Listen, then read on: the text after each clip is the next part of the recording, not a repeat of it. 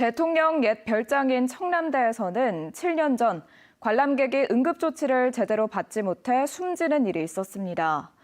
이후 조례를 만들어 의무실을 설치하고 응급 의료 인력을 배치하도록 했는데 현장을 찾아가 보니 의무실 간판만 걸어놓고 사회복무요원 대기실로 쓰고 있었습니다.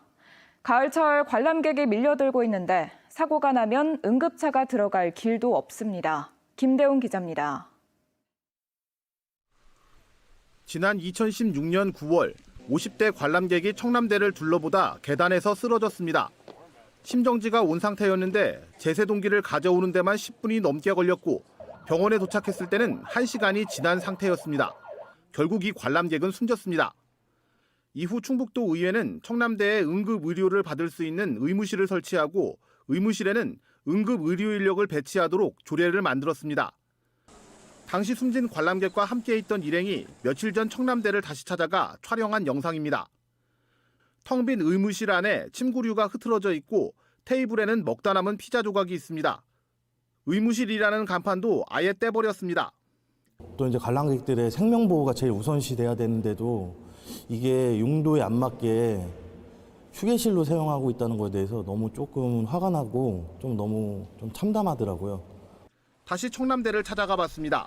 의무실에서 나오는 사회복무요원에게 이 방을 무슨 용도로 사용하는지 물었습니다. 지금 어떻게 쓰고 계시는지? 그냥 휴게실로 쓰고 있는데. 휴게실로요? 공익근무요원도 휴게실이에요? 네. 응급의약품을 보관하는 곳을 살펴봤습니다. 다 먹은 커피병과 사탕, 텅 빈 파스통 등 쓰레기가 널려 있고 의료용품은 소독약이 전부입니다.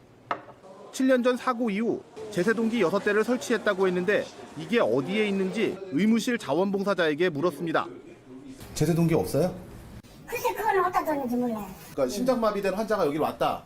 그러면 어떻게 해야지? 저는 저 사무실로 연락해야죠.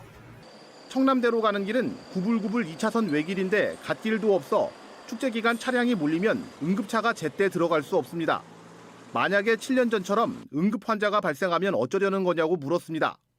사실 그런 경우가 1년에 한 번 정도 이렇게 있을까 말까 하는 상황인데 관람객 이를테면 한 명이 왔는데 구급차도 하나, 응급의료도 의료 인력 2명 또 이렇게 배치를 하는 게 맞는 건 아닐 거 아니에요.